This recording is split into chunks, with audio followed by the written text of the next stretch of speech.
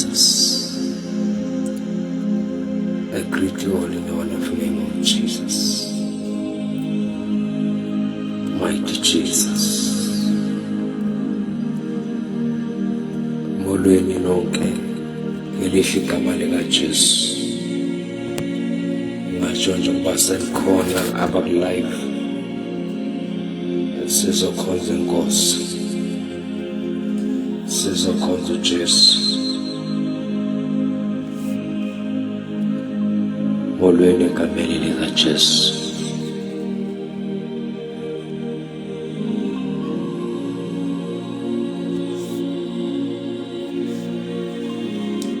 Molweni lonke egameni likaJesu. Molweni egameni elihle lenkosi uJesu Kristu. Molweni ngegama lenkosi uJesu.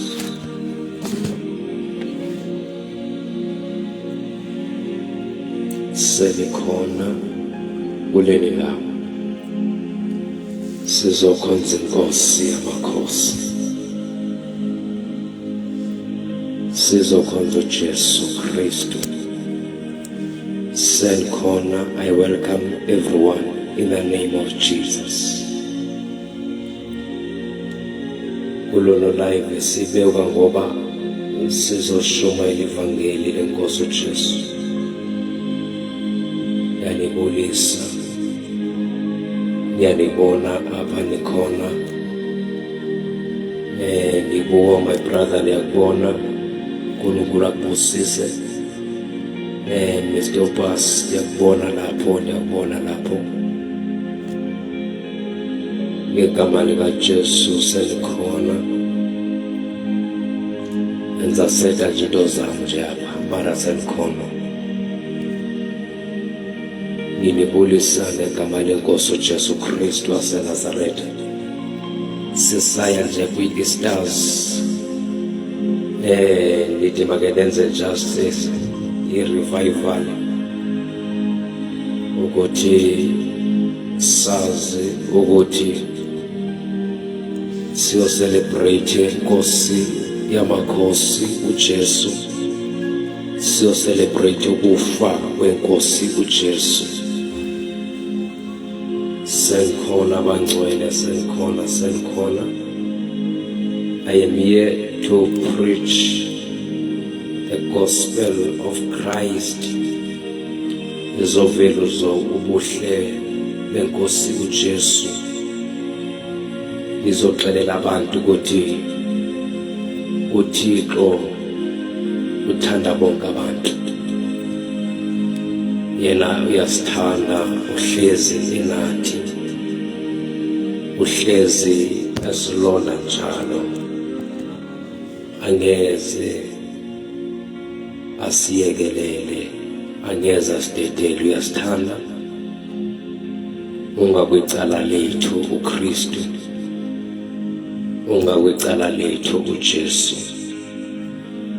Ithi malithetha iBhayibhile wabafela bonke abaphilayo, ukuze abaphilayo bangaziphileli bona, kodwa baphilele yena wabafelayo uJesu. Sonke singabantu emhlabeni sithandiwe yizulu, sathandwa izulu, sasingafanelanga ukuthi sisindiswe, kodwa sancedwa izulu, sancedwa nguJesu. uNkulunkulu walithanda izwe kangaka wadela unyana wokuphela komzeleyo, ukuze bonke abakholwa kuyena bangabhubhi, kodwa babe nokuphila okuphakade. Ngizoshumela lelo vangeli elenza sasindiswa, sasizwa nguJesu. Sasingawufanelanga umusa kaNkulunkulu, kodwa sancedwa izwi, sancedwa izulu. Namhlanje we are the witnesses of Christ. Namhlanje sikufakaza ukuthi indeed Jesus is alive. Namhlanje siyafakaza ukuthi unguNkulunkulu onomusa, unguThixo obathandayo abantu, unguThixo olandelela abantu kuze beze kufeni. As long as we are still alive, uNkulunkulu uyakulandelela. Wasithanda sisezonweni zethu, wasithanda uThixo. Noma ngabe uphi ntaka baba, noma ngabe uphile impilo, kodwa soze kwatshintsha ukuthi uThixo uyakuthanda. Soze kwatshintsha ukuthi izulu lihlelile ngempilo yakho. Soze kwatshintsha ukuba uJesu wakufela eCalvary. Noma ngabe uyakholwa noma ngabe awukholwa kuye uJesu, kodwa lokho soze kwatshintsha ukuba lo Jesu wakufela eCalvary. Soze kwajika. UnguThixo othanda bonke abantu. I welcome you. Oyimelo Thixo akubusise usabukele njalo. I welcome you in the wonderful name of Christ Jesus. Senkhona kule ndawo uThixo undinikeze nje lo mbono ukuthi kunale vision ethi the last revival soul winning. It's not about my life. It's not about ukuthi maybe ngifuna ukuduma ukwaziwa, kodwa it's all about Jesus Christ. It's all about the kingdom of God. It's all about to preach Christ and Him crucified. Lo mbono akusiwono wami, kodwa lo mbono ungowabantu. Ngoba yonke ivision umuntu ayibeke, uNkulunkulu ayibeke phezu komuntu, akusiyona eyalo muntu. Kodwa kumele wazi ukuthi yonke ivision umuntu ayiqalayo esizwa nguThixo akusiyona yakhe, kodwa ngeyabantu. Yabantu abaphilayo emhlabeni. Le vision elibonayo ethi the last revival soul winning. The mission is to win soul for Christ. Akusiwona indawo yokuhlala, akusiwona ukuthi sifuna udumo okanye sifuna ukuziveza ukuthi singubani, kodwa sifuna ukuveza uKristu.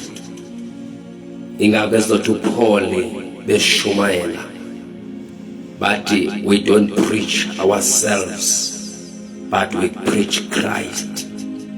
Shumayela ivangeli leqiniso, ivangeli elenza ukuthi umuntu asindiswe, aphile kakuhle, ephilela uNkulunkulu. Ivangeli linamandla, liyasizana, liyamsiza umuntu. Ngoba makuthiwa impilo ikushaya kangakanani, God, as long as we are still alive, something can happen in your life. uThixo uzele lonto ukuthi anawe azosiza impilo yakho. uThixo uzele lonto kuwena. I remember uJesu efika emhlabeni athi uJohn umbhapatizi athi mna I'm here as a witness. I'm here ukuthi ngizolungisa indlela yenkosi uJesu. Athi yena uyeza onamandla kunami, engamelanga ukuthi nalingene ehlangweni zakhe. Uyeza onamandla ngaphezulu kwami. Athi andisiyena andisululu khanyisele, kodwa the light of the world is coming. Athi uyeza lo uyofika esefikile anibhabhatize umoya ongcwele nangomlilo. Athi nje nikwenzayo mna yanibhabhatize emanzini kuba niphenduke ezonweni zenu. Andizange uzoveza mna njengami namhlanje ndizoshumela la kuFacebook kule social media. Andizange uzoveza mna kodwa ndize ukuthi kuvele amandla kaNkulunkulu. I believe ukuthi kunabantu abazosindiswa through this social media. Kunabantu abazophila through this social media. Kunabantu abazosinda, kunabantu abazokhululeka through this social media. Asiyona social media ukuthi sihlalele kuyona, kodwa i-social media indawo ukuthi sishumele ivangeli likaKristu. Ndawo ukuthi siveze ukuthi there is light of the world. Sizoveza ukuthi there is Jesus who died on the cross of Calvary for the sin of the world. Sizoveza ukuthi lo Jesu wabethelwa eCalvary ngenxa yesono sethu. Umhlaba wonke wawufela uKristu. uJesu wathatha icala lethu walenzela. Kwavela yena kwangavela abantu, kwavela yena. Ngakho naxa sebemthatha bembeka esiphambanweni bambeka wamaphezulu, umnqamlezo wavela yedwa ukuthi inene lomuntu lona uzofa efela thina. Elithi iBhayibhile wathula njengemvu phambi kwabacebi bayo. Kwakumele uJesu bemphakamisile bembeke esiphambanweni.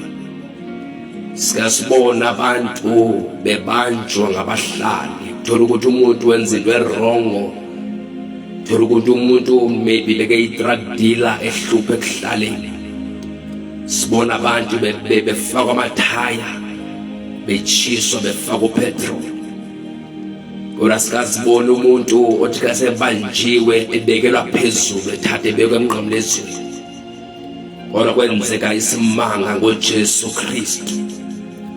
Bamthatha bambeka phezulu bambethela.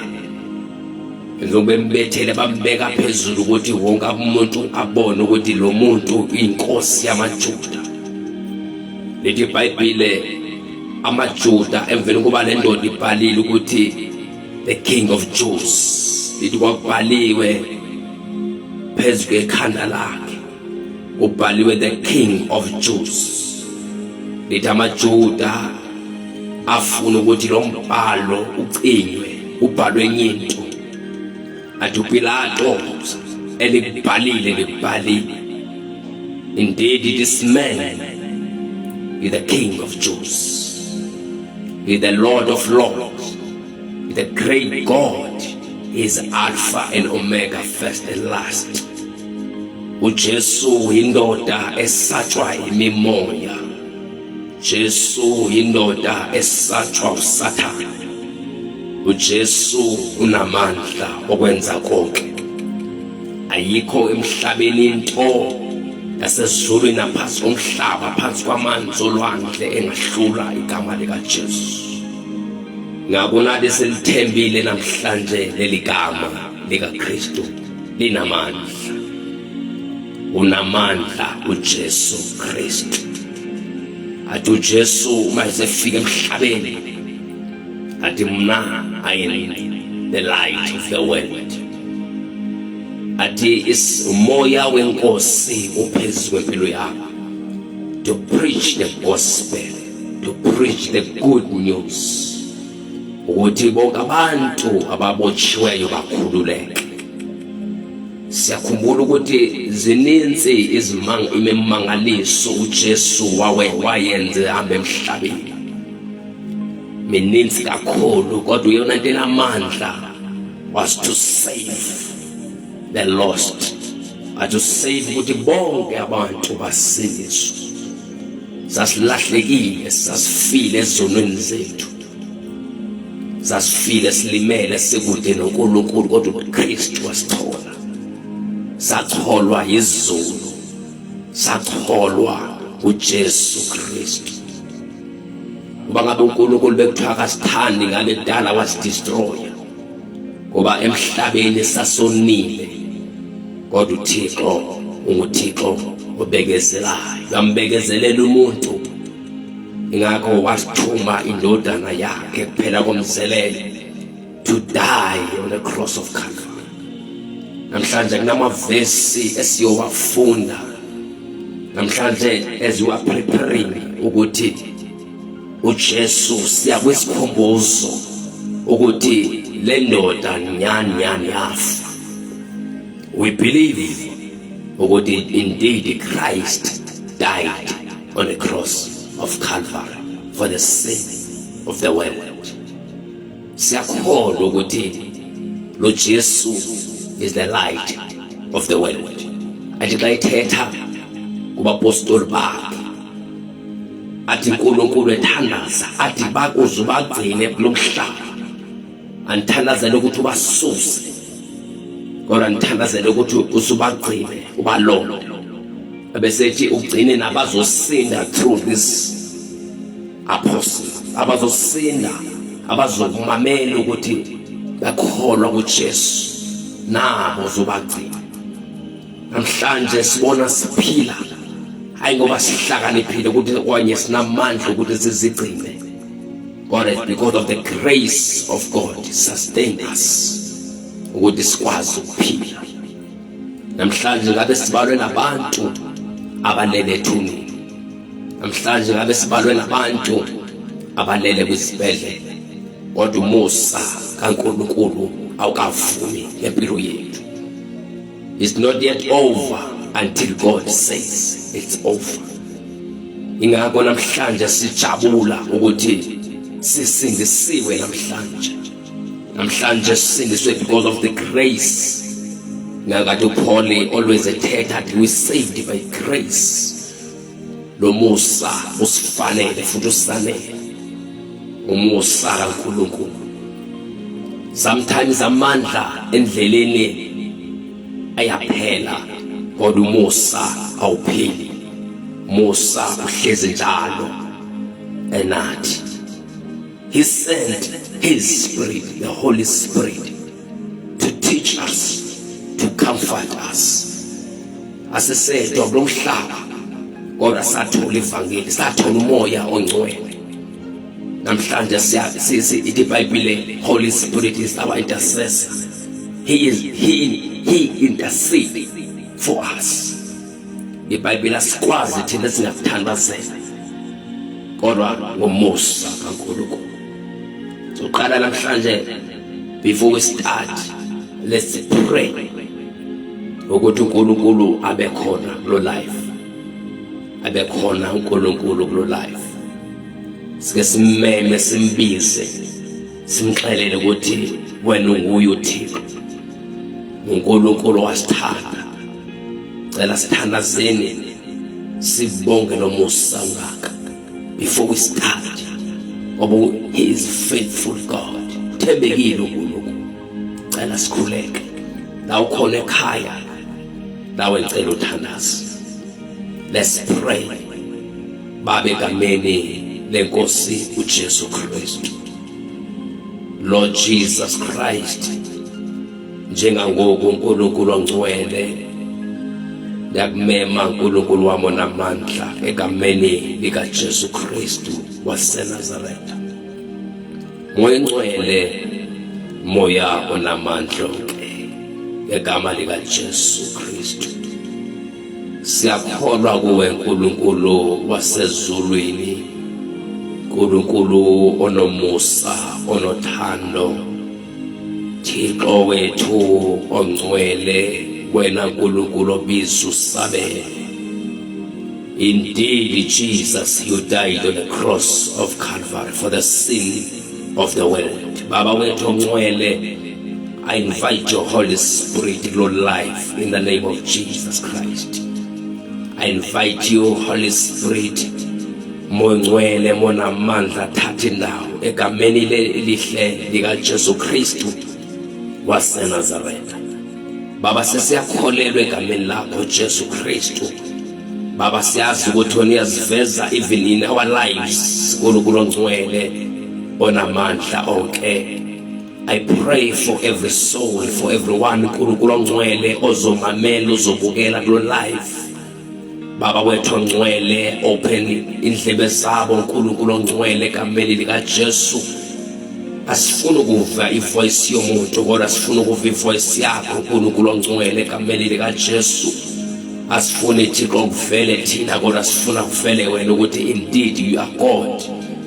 Egama likaJesu Kristu waseNazaretha uhlezi moya ngcwele uzibonakalisa imisebenzi yakho yabonakala. Egama likaJesu Kristu waseNazaretha, I remember ukuthi kubapostoli bakho la khona nikhona niyazi ukuthi nami likhona. I believe ukuthi Jesus you are here. Baba wethu ongcwele, you are our Father. Egameni likaJesu Kristu waseNazaretha, Baba khona engasivimbela ukuthi singalishumela ivangeli lakho. Akunanto uNkulunkulu engasithintela, akunami imoya yombuso, akunabathakathi abangavimbela ukuthi igama likaJesu lingashunyayelwa. Baba, I pray in the name of Jesus Christ. I pray ukuthi Nkosi, we believe ukuthi there are many souls, nabantu abaninzi bazosindiswa moya ngcwele ngokumamela ngokuzwa izwi lakho, phiko lakho uNkulunkulu. Ngoba I believe that we don't preach ourselves but we preach Christ. Baba wethu ongcwele, egameni likaJesu uNkulunkulu onamandla, inhloso yethu Thixo wethu ukuba sibona abantu besindiswa bekhululeka. Moya ongcwele ndiyathandaza egama likaJesu Kristu waseNazaretha. Baba wethu ongcwele, dumiseka njengamanje uNkulunkulu ongcwele. Baba zeka uNkulunkulu ongcwele egameni likaJesu Kristu. Baba ngiyathandaza Nkosi uJesu, nabaninzi abagulayo bazophiliswa ngegama likaJesu, nabaninzi bazosindiswa, bazophila, bazokhululwa in the mighty name of Jesus Christ of Nazareth. Baba, abantu bazobuyelwa idignity yabo, bazabuyela kubuNkulunkulu babo, bazi ukuthi indeed God is great in the name of Jesus Christ. Abanye bazohlabelela ingoma njengoMiriam uNkulunkulu ongcwele, ingoma yokunqoba. Baba wethu namandla egameni likaJesu Kristu, we believe in the name of Jesus Christ. We believe in the power of the Holy Spirit. Father, we believe in your word. Baba, thathi nawe uNkulunkulu, in Jesus name. Hallelujah bangcwele. Malibonge igama lenkosi uJesu Kristu, umNazaretha ongcwele ophilayo. Namhlanje inamavesi esiyothi siwafunde. Inhloso yethu ukuvela ukuthi kuveza ukuthi yini inhloso yokuba uJesu ezemhlabeni. uJesu akavelanga nje weza nje emhlabeni, kodwa kunemission ekayizele, kunepurpose ukuthi uJesu adela amazulu ehle ezemhlabeni ngoba umuntu waselahlekene noNkulunkulu. Namhlanje sizoveza ukuthi unguNkulunkulu ogcwele uthando, unguNkulunkulu othanda abantu, unguThixo osithandayo. Kunengxaki ebangcwele la kuFacebook, manje ngisave zonke izinto zami, abasanikeza ama-option ukuthi kumele le ntshumayelo ihlale forever kuFacebook, ngoba uSathane umelele nokushunyela kwevangeli. Akafuni intshumayelo ukuthi esizishumayelayo zihlale forever kuFacebook, ngoba uSathane ulwa nentando kaNkulunkulu. Kodwa ukuthi uThixo uzosinceda ngelinye ilanga, uThixo uzokwenza kwenzeke. Onke lamadimoni alwayo angeze alunge futhi ngeze aphumelele. We are the kingdom that cannot be shaken by anything. We do not fear evil. We do not fear powers of darkness. Siyazi ukuthi kunama-Satanist even akhona ku-social media alwayo. Sivelile nje kulo-social media sishumayela ivangeli. They are Satanists, they are devil worshippers that are fighting the kingdom of God. Kodwa lithi iBhayibhile, nothing can defeat the name of Jesus. Nothing can destroy us. Sinamandla bangcwele ukwenza konke. Kodwa ke uThixo wenza icebo ukuthi when I finish preaching uthi la Facebook liyithatha intshumayelo lifake ku YouTube. Nkulunkulu uzame nje iThixo niphenze ukuhlakanipha because of the Holy Spirit. Unikeza ukuhlakanipha ukuthi manje senigqiba ukuyishumayela intshumayelo la ku Facebook ngizachaza konke. Ndibe sengiyidownloada ngifaka ku YouTube. La khona ku YouTube ndingu-evangelist emva kade zonke intshumayelo engiyishumayela wesikhona ku YouTube. Na ku TikTok ngiyatholakala Masixole 3. Siyamethemba kuThixo ukuthi kuyosinda abantu abaninzi, kuyokhululeka abantu abaninzi, kuyophila abantu abaninzi. Mission kubona ukuthi abantu besindiswa, millions and millions of souls besindiswa. Atupholi ngelinye ilanga bazalwane nithandazelile. Nami ngicela njalo nenikhulekele ukuthi uThixo ahleze elifihlile. Kunama points nje siyoveza ukuthi yini indaba ukuthi uJesu eze kulomhlaba, yini mission. Oba it's all about the name of Jesus Christ. Mangabe kuvuma umuntu eshumela indaba yakhe engekho scriptural, you must make sure ukuthi leyo muntu hasn't preached the gospel of Jesus Christ. Yonke gospel ekhona emhlabeni engenalo igama lika Jesu, yazi ukuthi lelo akusiyona gospel. Any religion emhlabeni that does not believe in Christ akusiyona evangeli lelo. Sikholele ukuthi when you read the Bible, izwi likaNkulunkulu lifakaza ngayo Kristu. Remember the story sika Jesu. Atu Jesu abantu bethetha ngoMose, elandela umthetho kaMose. Betawuhlonile uhlonipha umthetho kaMose. Atuphilisa ngosuku olungamelanga ukuthi kusetshenzwe ngalo wena uyasebenza. Athi xa sethetha uJesu lo Mose nemlandelayo wabhala ngayo. Mose yonke into wayenza wabhala ngayo. Everything Mose wayiveza uJesu. Baninzi aba they don't believe in Christ. Kodwa funa ukuxelela every scripture, every verse uMoses wayikhuluma ngayo, wayithetha ngoJesu. Wayiveza ukuthi there is a man that is above of other names. Indoda yeqiniso, Jesu onamandla, Jesu oncedayo. Ithi kunomhlabelelo othi akuphela amandla liwamkela kuyena amandla. Kumele njalo simethembe loNkulunkulu, simethembe loJesu. Abaninzi kunento ethi kunentetha abayishumelayo abantu, but before Christ came, ora njengomuntu osindisiweyo, njengomuntu owazana nezulu, owazana noThixo, there's nothing akhonto ethi before Christ came. uJesu wayikhona umhlaba ngekabikho, uJesu wabakhona izulu lingekabikho. Konke okhona enikubonayo okudaliweyo udalwe ngayo uJesu.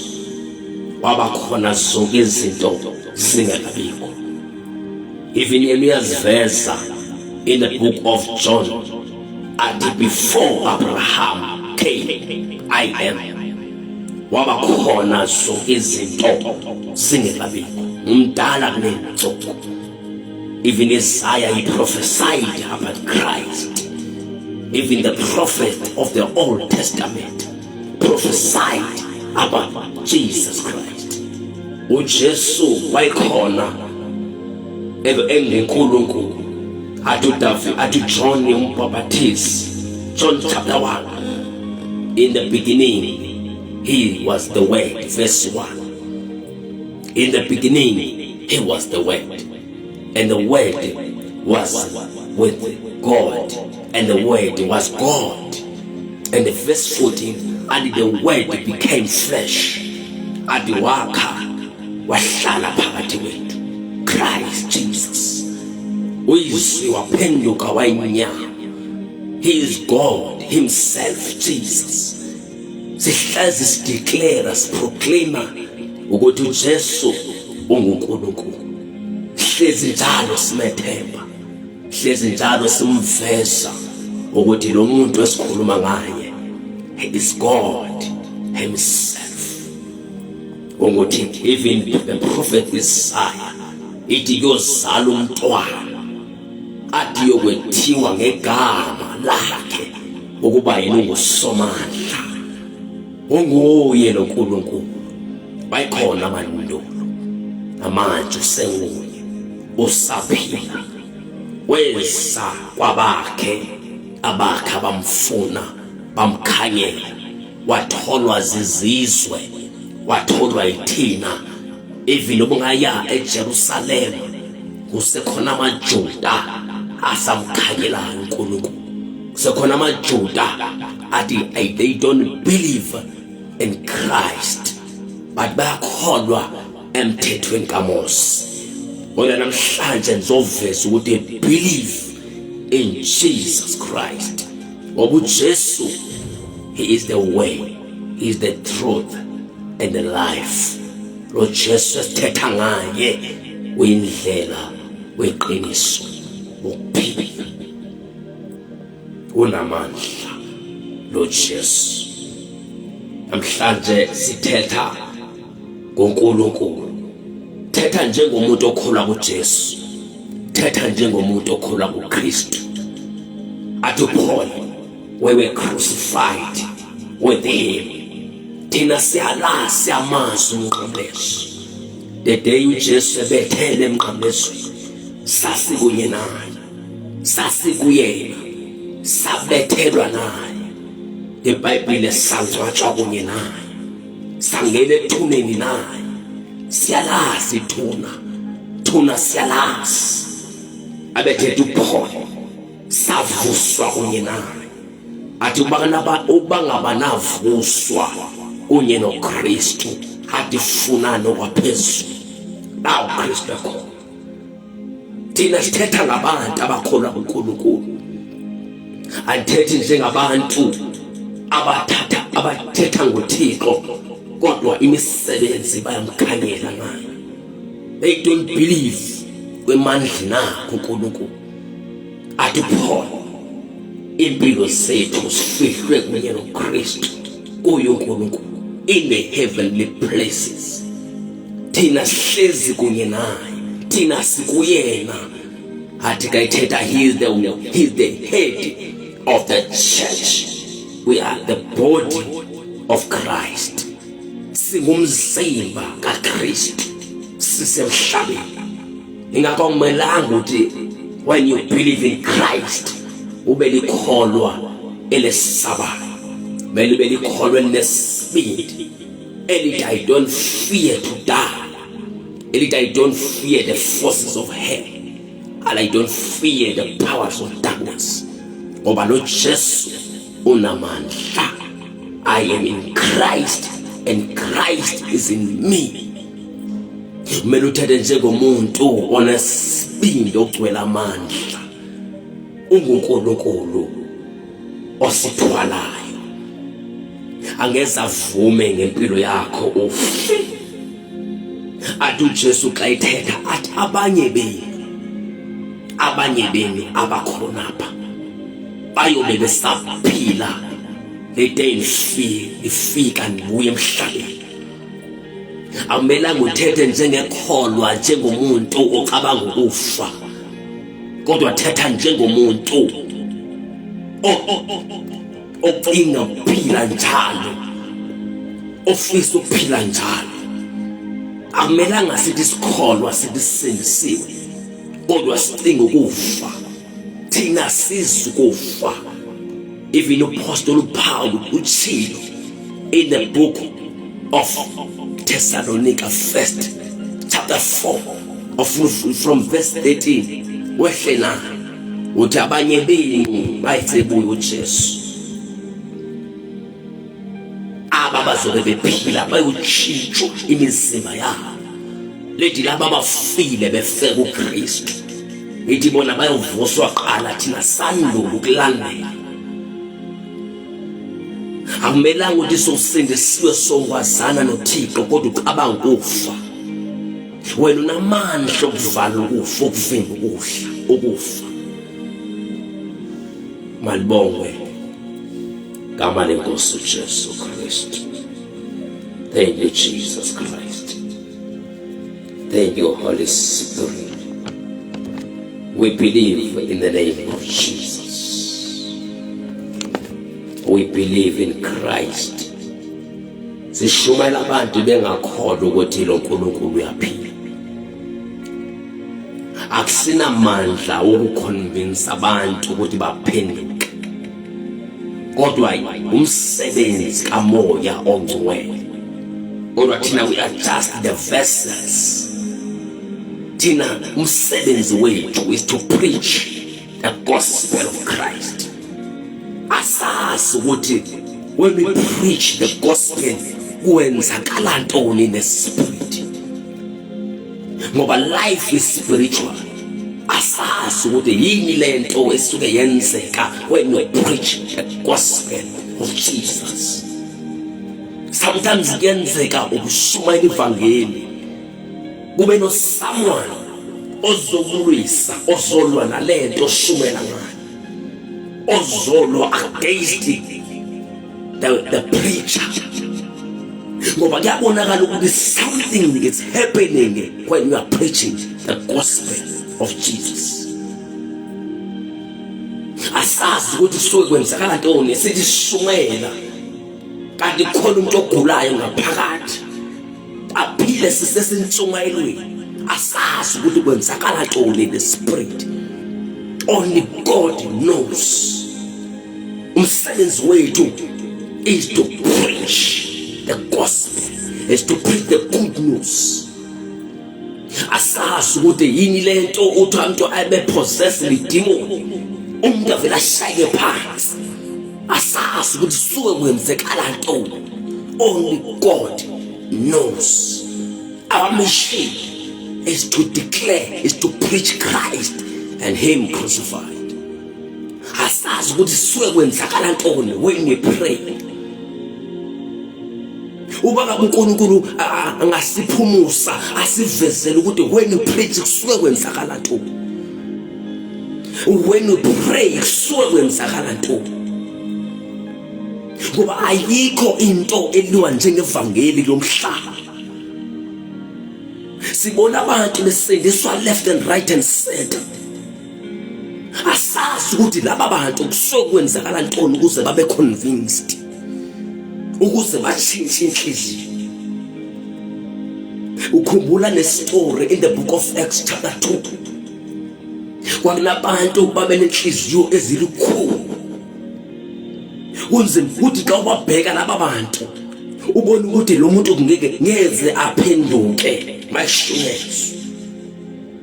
Kodwa sizwa abantu lithi iBhayibhile, when you read in the book of Acts chapter 2, lithi iBhayibhile bahlabeka enhlizweni zabo. Baqale babuza ukuthi senze njani ukuthi sisindiswe. Asazi ukuthi yini lento esuke yenzeka in the spirit when you preach the gospel. Kodwa kunento esuke yenzeka when we preach. Dine assurance ukuthi kunento esuke yenzeka. Even nathi empilweni zethu, emizimbeni yethu, uyazi ukuthi there is something that is shaking emizimbeni inside of our body. Sometimes ukushumayela ungabe sazi ukuthi yini lento ekwenziwa shumela in power, in full force, with boldness, ngoba kusuka kune something ekhona that is shaking in the spirit. That is why umene shumene singayeki. Sifunde the book. Sifunde iBhayibheli. Sizoveza the mission, the purpose of Christ. Ukuthi kwenzakale intoni, kwenzeke. Ikhona into eyasusa uThixo kwizulu ehlezi ezulwini wehla kwezemhlabeni. Khona into yamsusayo. Yamshita, yamletha emhlabeni, wafika wangena kwinyama, wafika waphila njengomuntu. Lithi iBhayibheli atama theologians, Jesus Christ was 100% man, also 100% God. Wambatha inyama. Asazi ukuthi intoni lento eyenza ukuthi uNkulunkulu wambatha inyama eyinkulunkulu. Ikhona lento yamsusayo. Wadela isihlalo sobukhosi bakhe. Wakhetha ukufana nomuntu. Wayisikhonzi njengomuntu. Inamandla levangeli. Unamandla loJesu. Unamandla loJesu bangcwele. Unamandla uNkulunkulu. Linamandla evangeli. Lidimani bheka. Akhonto engathi enganisusa ebukholeni kwaNkulunkulu. Empilweni infesene nezinto. Kodwa namhlanje ngiyamangala ukuthi why I am still saved even today. Abaninzi endleleni ba backslider. Baninzi bawa. Bashiyeke endleleni. Wangabikho mandla ukuthi baphinde bavuke bacontinue nendlela. Kodwa mina namhlanje I'm still saying Jesus is Lord. Andiyazi ukuthi yini lento egcina impilo yami. Yes, ndingathi it's a grace that sustained me. But I don't see the grace physicalized. I don't see what it. Yes, the Bible says we're saved by grace, but we can't see the grace with physical eyes. Even we can't feel the grace. You can feel the power, but the grace. Asazi ukuthi umusunjani lo musa. Asazi ukuthi yini lento yenza ukuthi continue praying. Uthandaze even umzimba so usiza ukuthi lo mzimba ukhathele udinga urest. Kodwa kube lento ethi hayi, don't sleep without praying. There is a full force that is pushing us. Anazi ukuthi abaninzi bayayifila lento, kodwa there is a force that is pushing us. Kune force ethi continue.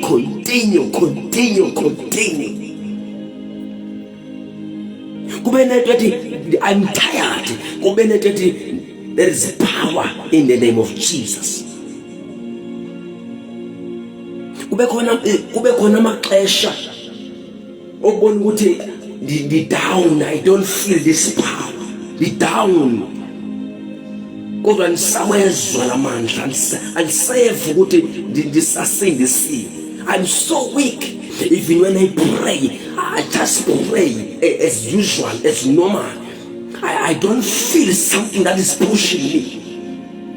Yes, I pray. Yes, I pray. Yes, I preach. But I don't feel something. But if you there is a force. There is a force that is behind us. There is a hand that is behind us. Kunamandla njalo ahlezi esifusele. Lento endithetha ngayo inamandla. You can't touch with physical hand. You can't see with naked eyes. In the Bible, God is a spirit, but you can't touch God with your hands, but you can feel your God. My God. Uyamfeel ukuthi sometimes empilweni lo nkulunkulu khona indeed kunezinto kunendawo esidlule kuzona empilweni, kunalapho ubona ukuthi bekumele ngidlulanga khona kodwa the hand of God was upon me. Kunengozi la sidlule khona, siyamangala ukuthi sidlule njani kodwa sathwalwa ngulo Jesu. Siyamangala namhlanje ukuthi yithi lapha abasindileyo, asazi ukuthi nathi sisinde njani kodwa sisindile. Kukunemithi la khona bicutshiwe kuthiwa le mithi yosilimaza kodwa asilimalanga, asikalimali. If eminye imithi kuthiwa masibe paralyzed, eminye imithi kuthiwa kona masifu esiyokungcwatshwa, kodwa namhlanje siyamangala ukuthi why we are still alive. Kunamandla enkosini uJesu. Kunalapho sike sangena khona, sangena singekho qualified. Ndike nditsho lithi education is not the key, but Jesus is the key. Namhlanje ngaba namandla uma ngixelele umhlaba wonke, ngixelele South Africa yonke lithi education is not the key, but Jesus Christ is the only key. Ngoba lamandla liwabonile, lamandla liwabonile, limbonile lo nkulunkulu ehamba nawo. Abaninzi babemani besithi benibekela usuku besithi you will fall, once you get this you will fall, once you get this, but today I'm still saved. Ngisasindisiwe, une-force esigcinileyo, unamandla asigcinileyo. Banye bamangala ukuthi uphila njani mfoka vakade, uphila njani man nalo nkulunkulu wakho, uphila njani ungakwenzi lokhu, uphila njani ungakwenzi lokhu, kodwa namhlanje nisaphila, sasindisiwe. Isathi uJesu uyinkosi, uyinkosi uJesu.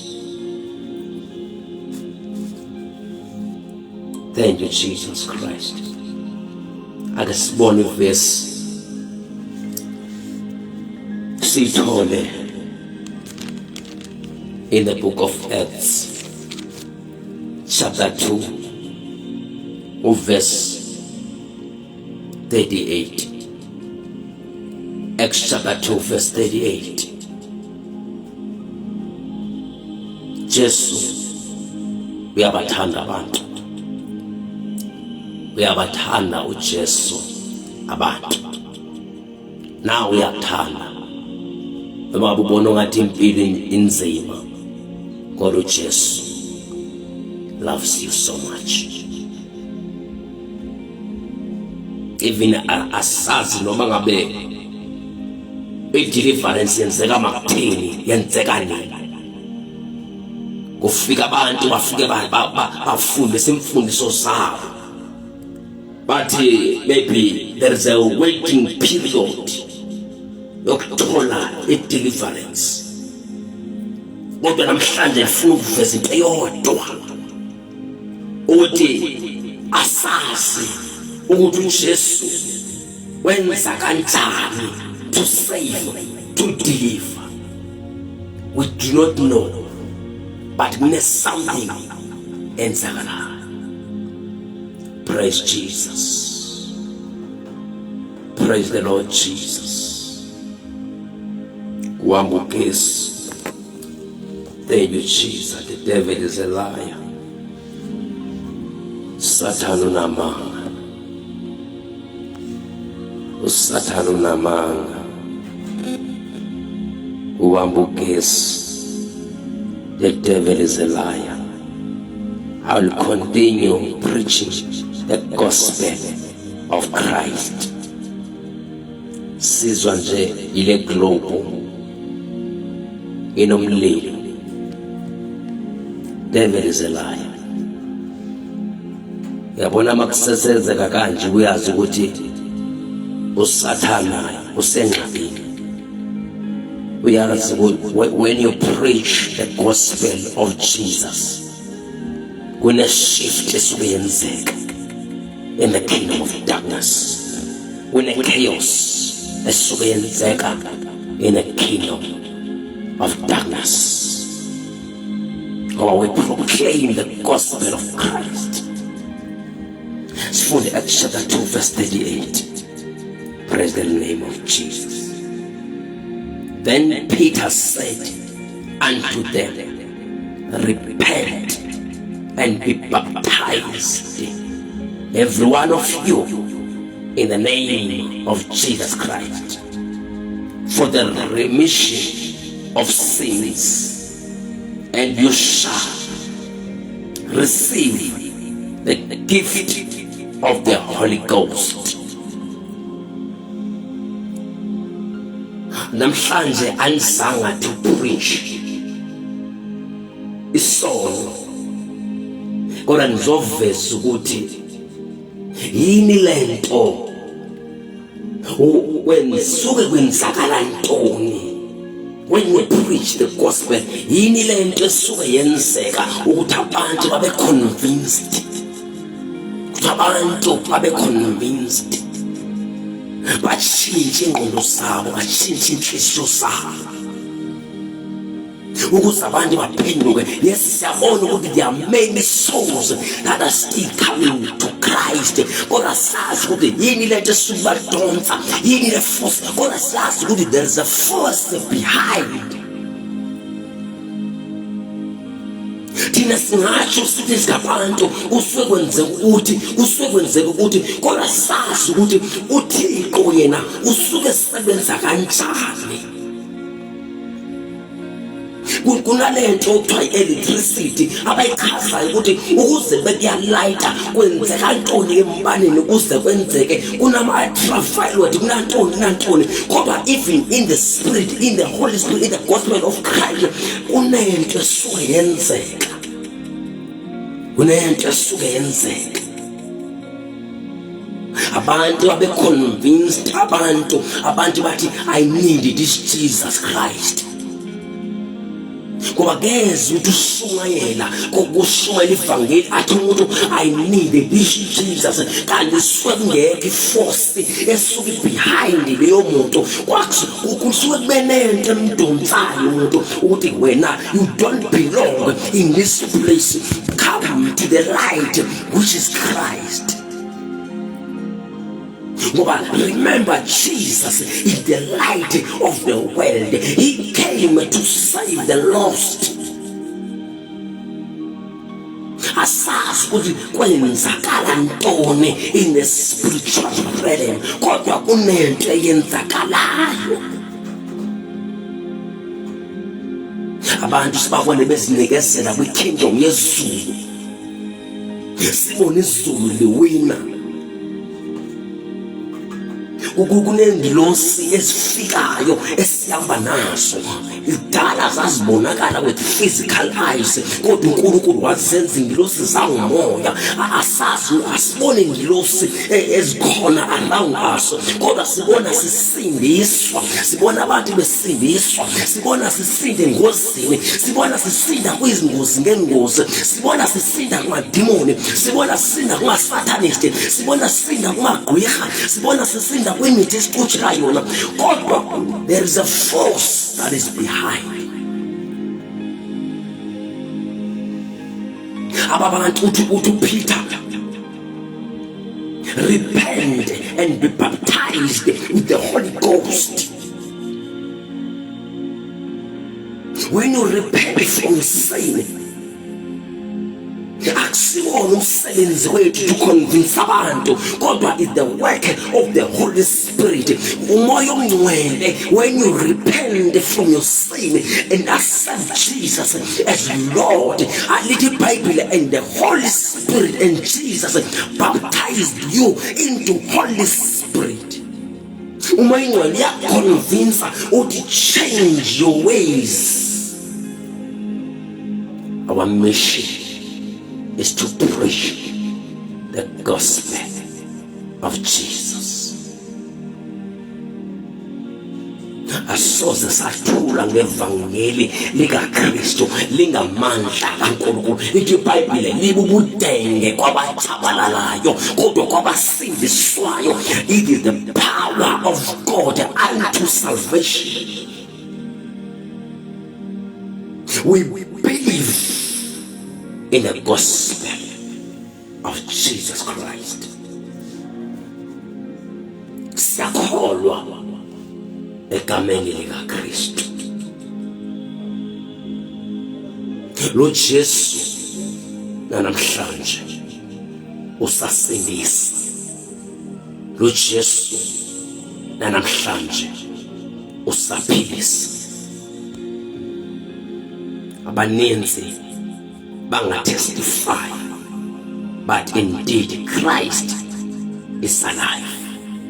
Abanenzi bangavela bathi abanenzi damnasinda kanomusa.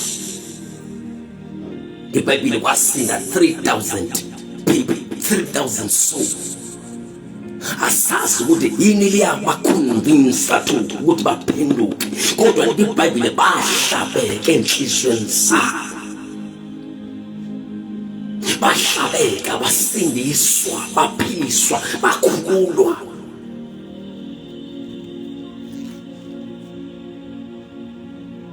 When you repent from your sin, uThixo uyakusiza. Wenzeka izibhalo, kwafezeka izibhalo ngezwi lomprofeti uJoel. Joel, in the last days, uNkulunkulu uyothula umoya wakhe athi phezu kwenyama yonke. Namhlanje singabantu, people of these days, some of them, but even umntwana ngeke ahlele umoya ongcwele.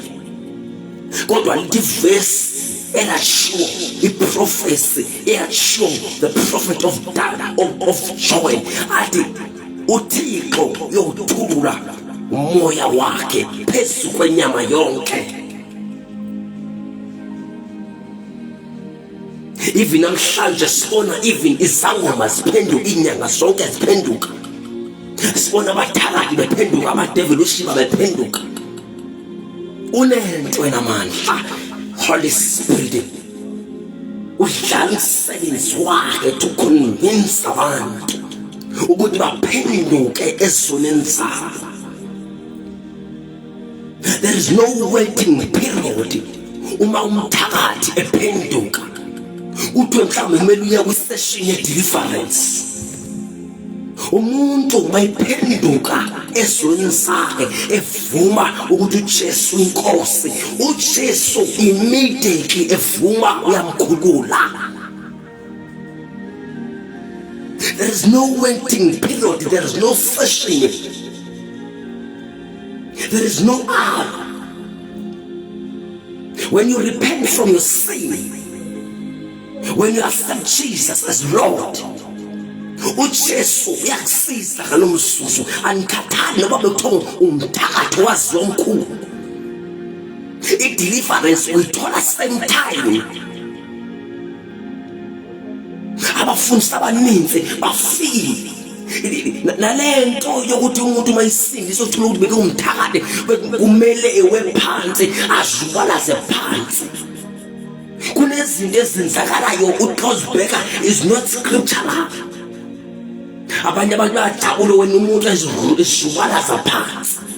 God is not about ukushubala saphansi, kodwa it's about the soul. It's about ukuthi umuntu uphendukile. Akusida ndaba ukuthi umuntu uyawa or akawi. Sometimes uthi uswela kanti deliverance ayenzekile kulo muntu. Athi uzozinikela enkosini kanti uzozinikela seke khululekile emandleni omnyama. Ngisho noba mhlawumbe ubusongene kangakanani kwikhayidi, thina siyasicabangela ukuthi kumele umuntu aye kwiseshini, kumele umuntu azile ukudla. uJesu khulula ungazange uzile kudla. uPaul uhlangana nesangoma. Lithi iBhayibheli esangoma njalo sasimane sibaprofeta njalo sithi nina anishumayela ivangeli likaKristu elikhululayo elisindisayo. Lithi uPaul ngelinye ilanga wathi ehlangana naye wathi moya ongendawo akuthathwa isikhathi bangcwele. Asithatha isikhathi umuntu maseke deliver, maseke khululwa. Even the prostitute, Sister Kalasa, just ukuthatha njalo ukuthatha nje amafuta wathele kwinyawo zikaJesu. Ngoba even kwi-kingdom yo-prostitute their spirit esebenza ezioperator, there are demons ezioperator kwi-kingdom yo-prostitute. My God. The same time when you give your life to Christ, angeze lithi iBhayibheli Jesus is the light. When you receive Christ as your Lord, uphinde uhlale ebumnyameni. Lithi athi uJesu Kristu efika athi ubumnyama buyabaleka. Immediately uJesu engena empilweni yakho. It's not about ukuthi umele uwile uzubala sephansi. Immediately when you confess your sin to God, He is faithful and just to forgive you. It's all about Jesus. Kunezinto ivele kunama-poster enziwayo kule mihla esiphila kuyona sithi deliverance service. Kuyenzeka siposte senza ama-posters athi deliverance service kanti uNkulunkulu avulanga deliverance nowodwa umuntu. Kuyenzeka abangcwele uthi wena uphila impilo yakho uthi usindisiwe, kuyenzeka ukuthi kunento ekubambileyo, kuthola ukuthi kunento ekubambile esisono esithize oyenza wedwa when you are in secret place. Sithi sibiza deliverance service. When ufika ujabule sithi deliverance service, ufika uzube phansi kanti awukho delivered. Xa uphuma esodini uphinde ubuyele kule nto obuyoyenza. Le nto errong uyazi ukuthi is against God. Lento is about to confess, is about ukuthi I agree, ndiyayenza isivumelwano noNkulunkulu, ndiyavuma ukuthi lisone. I-deliverance ifumaneka when you vuma usithi Jesus help me. I-deliverance bangcwele ifumaneka when uvuma ukuthi yebo Jesu ngene empilweni yakho, sindise nami. Kunabantu kunabazalwane even today basabanjwe i-masturbation. Sibiza i-deliverance service, abanye babuka ama-pornography besindisiwe. Sithi yebo come to deliverance service, bafike babekwe izandla. Uma bephuma e-church baphinde umuntu awumasturbate kodwa uthola i-deliverance. Kuthi ukuthi lo muntu akanzanga isivumelwano noKristu. I-deliverance is not about ukuthi kumele ube kwisandla. I-deliverance is about ukuthi I agree, I accept Christ. Ndiyavuma ukuthi I may fail, ngene enhlizweni yami Jesu, tshintsha impilo yami. I am tired of living this life.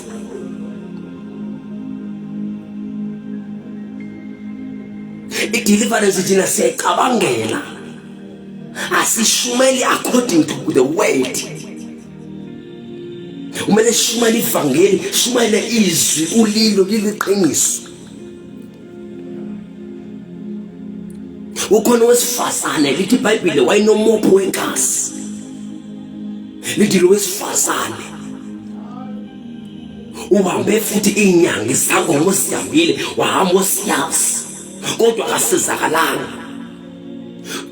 And lo muntu umoya wakhe wayesebanjwe nangomoya wamadimoni, umoya wesangoma wayesekehlezi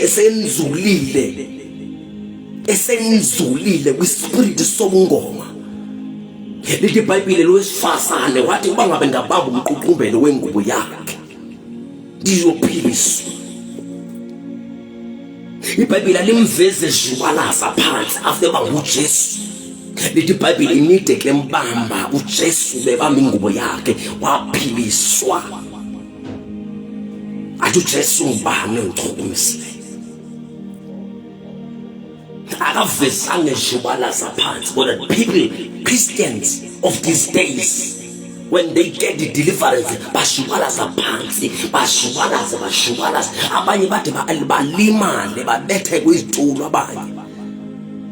Anitsho ukuthi wrong leyo nto, kodwa nifuna ukuveza ukuthi umsebenzi we-deliverance kusuke kungubani owenza i-deliverance. Akusiyona umfundisi, akusiyena umprofeti, akusiyena umvangeli, akusiyona i-fivefold ministry, akusiyena umuntu osindisiweyo, kodwa kusuke kusebenza izandla zikaThixo, kusuke kusebenza umoya ongcwele. Asazi ukuthi yena usuke senza kanjani ukuze kuphile umuntu, kodwa umuntu simbona sekephilisiwe, sekekhululekile.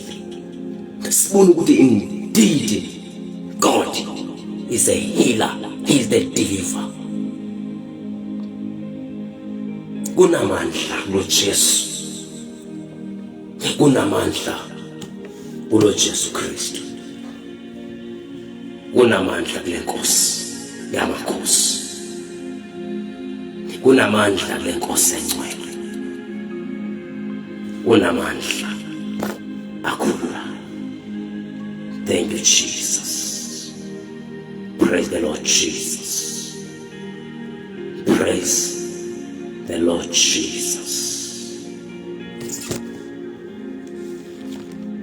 Inamandla inkosi ephilayo, unamandla uJesu, namandla uJesu, unamandla uJesu Kristu. Cela siya ku1 John, sifunda u1 John. Thank you, Jesus.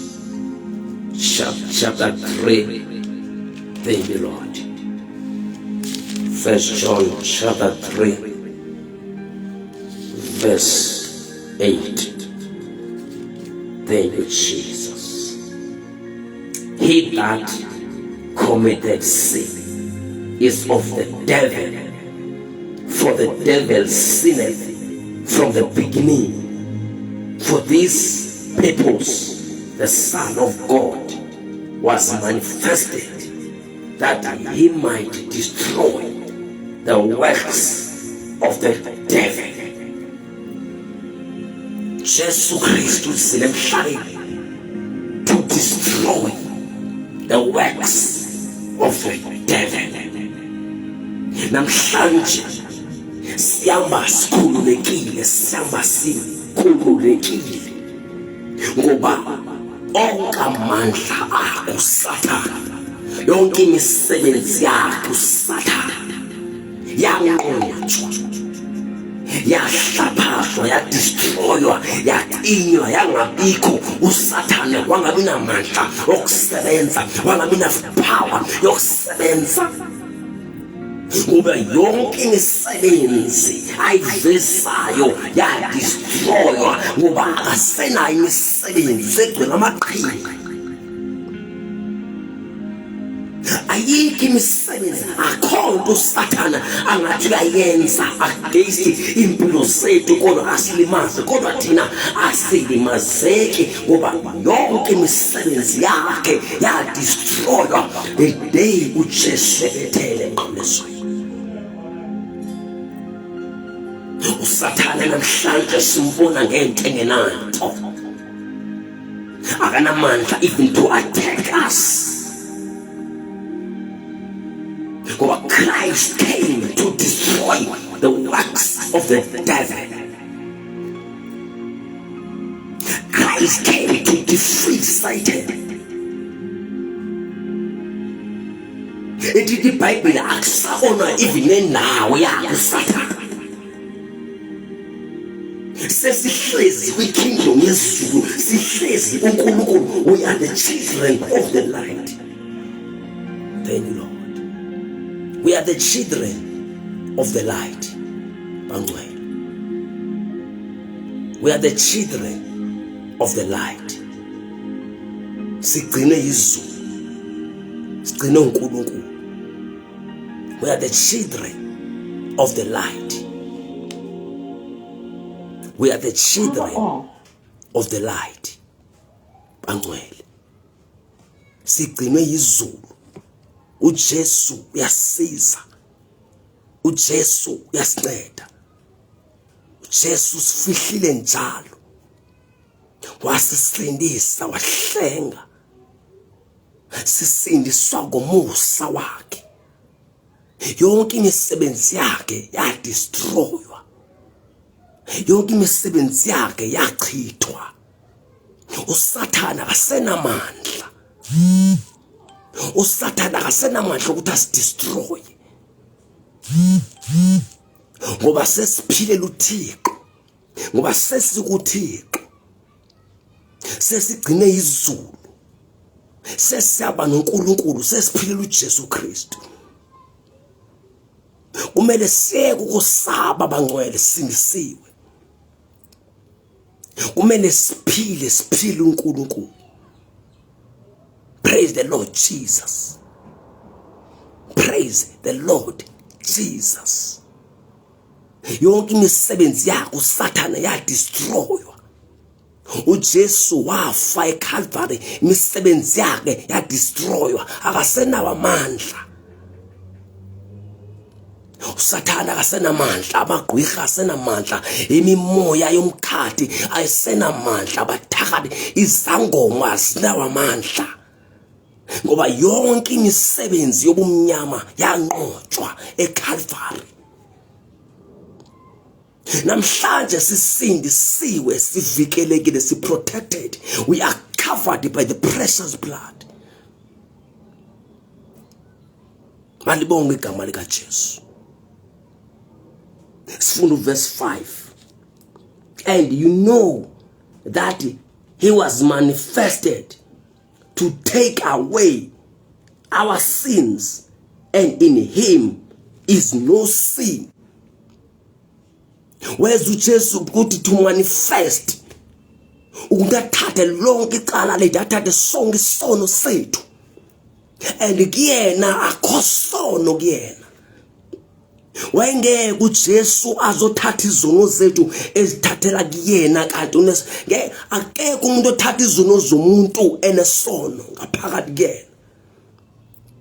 Kwakumele uJesu engenasono, aze eclean, engcwele, enguNkulunkulu, azothi ayithatha izono afika azithathe zonke, akathatha ingxenye uJesu, kodwa izono uzithatha zonke azithathele kuyena. uJesu uthatha izono zonke zethu, bonke ububi bethu, bonke ubumnyama bethu, azithathe azigodle kuyena. Lithi iBhayibheli waziphonsa enzulwini yolwa, athi lithi iBhayibheli uyaziphonsa kwenzulu yolwa, athi angabe sazikhumbula. Ngoba uJesu masethatha izono zethu esiqolela, akabe sazikhumbula, akasakhumbula uJesu ukuthi sona. Ngoba when you are in Christ Jesus, akasakhumbula ukuthi isono sinaso. Uma seke sibhekile usibona njengabantu aba-righteous, usibona njengabantu abangcwele, usibona njengabantwana bakhe, usibona njengabantu aba-ready to enter heaven ngoba we are holy in Christ, ngoba lo musa wasisiza uJesu ngoba isono wathatha kithina. Namhlanje isono asisenaso. Ndifuna ukuthetha nawe mntaka baba. Kunamavesi ongamelanga ukuthi uthethe ukwaconfess ngomlomo wakho uthi all we are sinners. Thetha njengomuntu okwenye level. Kumele ube kwenye level when you are a believer of Christ. Uthe kunamanye amazwi athi Paul, thanda uPaul kakhulu. Athi umpostoli Paulus, thank you Jesus, athi ibani njengami ngoba mina ndinjengoKristu. Ibani uPaul uzibona njengomuntu righteous, uPaul uzibona njengomuntu ongcwele, umuntu ongasisoni. Athi ibani njengami ngoba mina ndinjengoKristu, ngixelisa uKristu. That is why ndithi some of the verses musuka confessa ngamazwi wakho ngevoice yakho ithi wena you are not a sinner.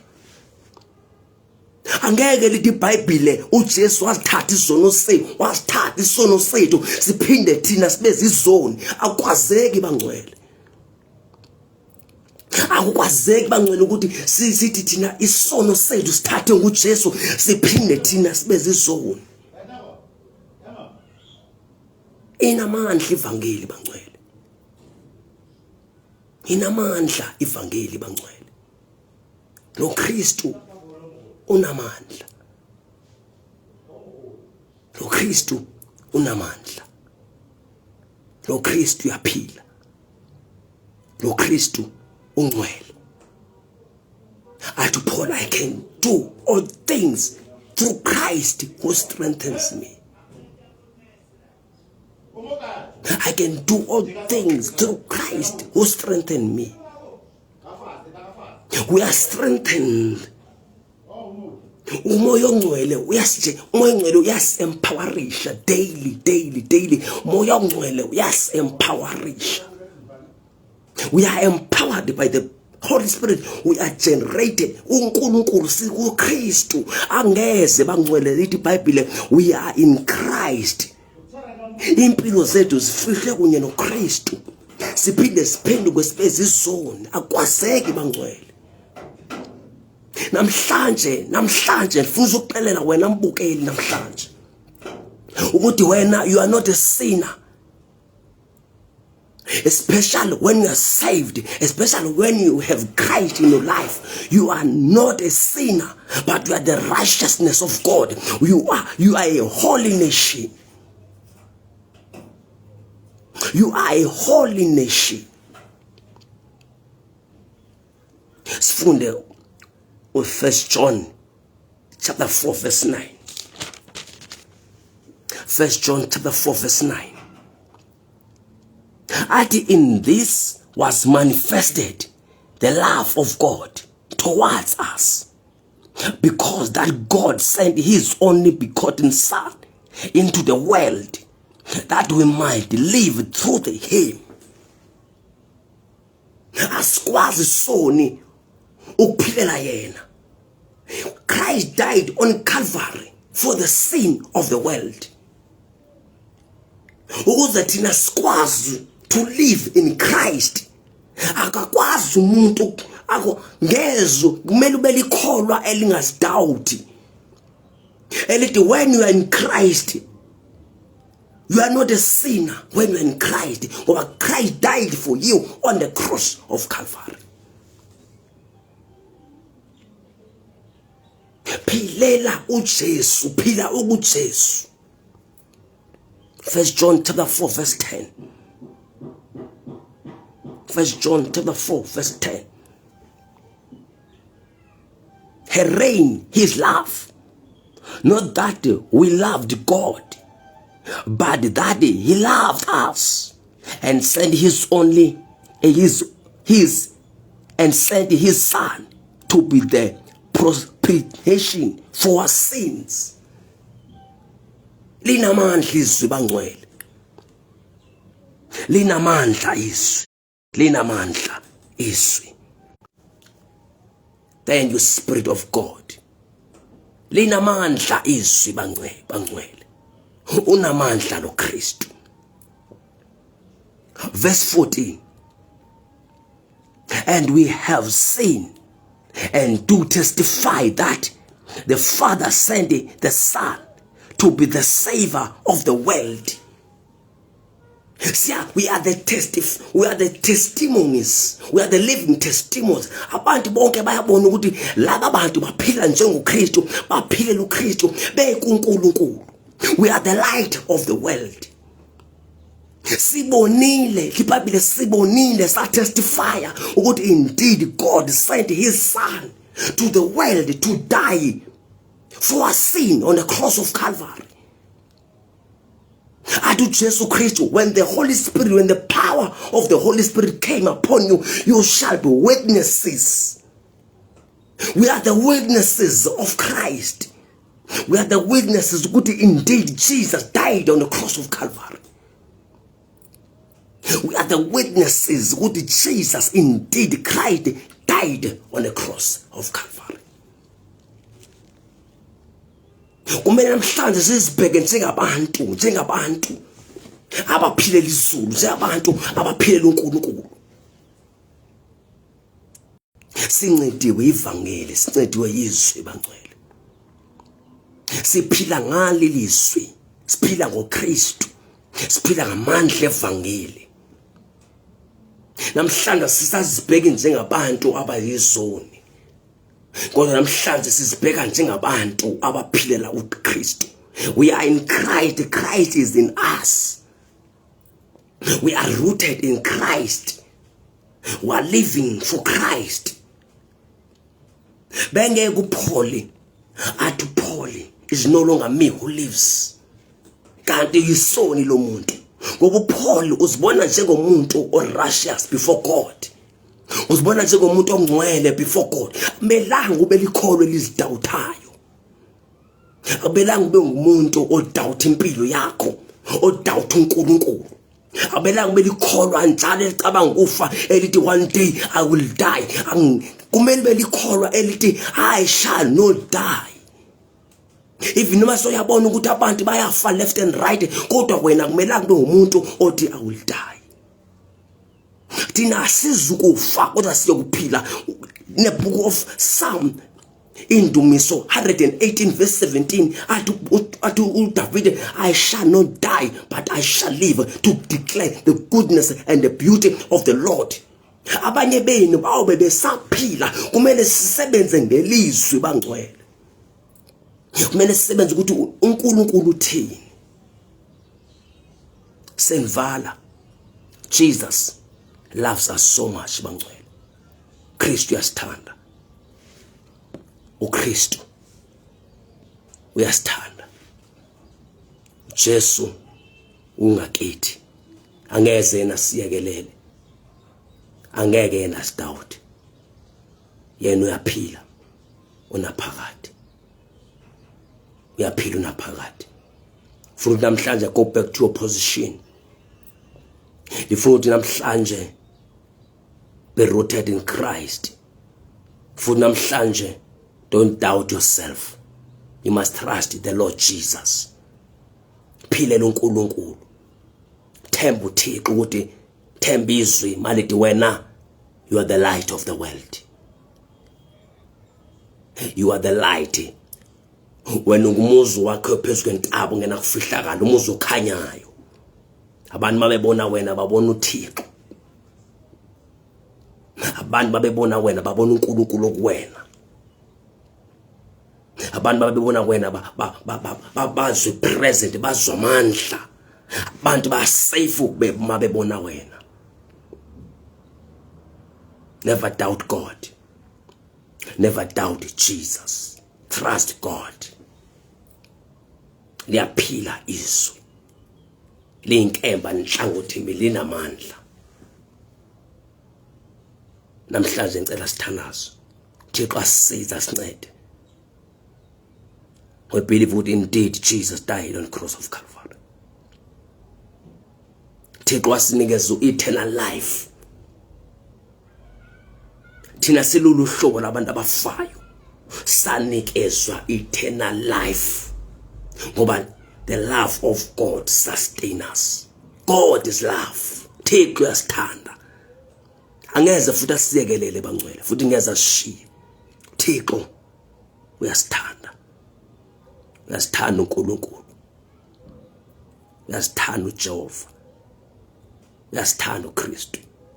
Siyathandwa izulu. Ngoba abantu bangasonda, ngoba abantu bangalwa nathi. We are protected. Nothing can harm us. Nothing can destroy us. At Isaiah chapter 54, verse 18. Wehle naye. Verse 15, 16, 17, 18 wehle nje naye. Athi xa ithetha uIsaiah prophet ethetha uNkulunkulu. Athi khona bayovukelana nawe. Kodwa bayokuwa. They will fall because of you. Bazokuwa because of thina. Aba alithi this because of God, kodwa alithi because of thina. Lithi bayoqukana bahlanganise zonke into athi nezizikhali ehlanganiswa ngabo athi imbewu endayenza le mithi abayihlanganisayo nje beyigroup ehlanganisana to destroy you. Athi uNkulunkulu uyazi ukuthi anikho kuleyo nto. Abese sithi uNkulunkulu athi asikho isikhali esikhutshele wena esilolewele wena esizokuphumelela. Sinikeza amandla bangcwele. We are the children of God. We are the children of God. Sinikezwa amandla negunya ukuba sibize ukuthi singabantwana bakaNkulunkulu. Asipheli amandla. Sisindiswe ngokubabalwa. Praise the living God. Praise Jesus. Malibongwe igama lika Jesu. Sendiyathanaza. Thixo masincede asifihle igameni lika Kristu Jesu. Baba wethu ongcwele uNkulunkulu namandla. Egameni lika Kristu Jesu waseNazaretha. Ndiyathanaza moya ongcwele, moya namandla. Siza Nkosi uJesu abantwana bakho, siza ibandla lakho Kristu. Ngegama lika Jesu Kristu. Yenza moya ongcwele ukuthi ibandla lakho lizazi ukuthi lona bona bangobani. Ngegama lika Kristu Jesu waseNazaretha. Baba siyabonga ukuthi ukhumbuza ibandla namhlanje. Xelela abantu namhlanje ukuthi Jesus Christ is powerful. uJesu uyabathanda. uNkulunkulu ongcwele namandla, we thank you so much for everything oyenzile impilo zethu. We thank you for the gift of life. Father, we believe ukuthi Nkosi uJesu, we are not the tails but we are the heads. Baba wethu ongcwele, we are blessed coming in, we are blessed going out. Baba wethu ongcwele, we are the kingdom that cannot be shaken by anything. Lord, we are powerful, we are the holy nation, we are righteous. Baba wethu ongcwele, we are the holy nation of God. Baba wethu ongcwele, we are the children of God, we are the body of Christ. Baba, I pray uNkulunkulu ongcwele egameni elinamandla nikhulekela ukuthi labo bebezidoubt uNkulunkulu ongcwele namhlanje sebeyazi uNkulunkulu ukuthi uJesu unamandla. Namhlanje sebeyazazi ukuthi bangobani in Christ. Baba ndiyakhuleka, ndiyathandaza moya ongcwele monamandla in the mighty name of our Lord Jesus Christ of Nazareth. Baba uthembekile uNkulunkulu othembekile, ngeze usiyeke Nkosi silimale endleleni. Moya ongcwele uyohlezi wena uNkulunkulu sibiye buyela njalo, siza njalo Thixo namandla, sindisa nceda ama-families uNkulunkulu namandla. Baba wethu ongcwele, abanye banezidingo abazifunayo Thixo namandla, ndiyathandaza uNkulunkulu ngempilo zabo. uNkulunkulu ongcwele mabaphumelele empilweni zabo, baba bathole imisebenzi uNkulunkulu namandla. Abanye sebedinga ugive up empilweni ngumoya ongcwele, baba ndiyathandaza ukuthi inkosi ubambele phambili Thixo namandla, uvule iminyango yabo evalekileyo uNkulunkulu ongcwele, bavulele Thixo nabo ukuze bajabule empilweni zabo. Baba wethu namandla, abagulayo Thixo ongcwele, ndiyathandaza ngabo, mabaphiliswe, mabakhululeke engameni elikaKristu Jesu waseNazaretha. Baba I pray Lord Jesus Christ, amandla Nkosi uJesu mawehlele phezukwabo, amandla moya ongcwele mawehlele phezukwabo uNkulunkulu namandla egameni likaKristu Jesu waseNazaretha. Ndikhulithanaza ukukhululeka empilweni zabo. Baba I believe ukuthi inkosi abaninzi bazosindiswa moya ongcwele through your word, baba, through the name of Christ Jesus Christ. Baba wethu ongcwele, bayokwazana nawe uNkulunkulu namandla egameni lenkosi yethu Jesu Kristu. Ngiyathandaza moya ongcwele ukuthi kwenzeke ichange empilweni zabo egameni likaJesu Kristu waseNazaretha. Ngeze babe sanqotshwa, ngeze babe sabulaleka, ngeze babe sathakatheka uNkulunkulu namandla. Bona ba protected, bavikelelekile uNkulunkulu ongcwele. Wena uhlezi unamo futhi abathanda uNkulunkulu ongcwele. We thank you for your word uNkulunkulu namandla. Baba izwi lakho malisebenze phezu kwempilo zabo egameni likaJesu Kristu waseNazaretha. I pray ukuthi inkosi uJesu imiphefumulo emininzi isindi ikhululeke iphiliswe uNkulunkulu ongcwele. I pray for great revival eSouth Africa uNkulunkulu ongcwele, emhlabeni wonke jikelele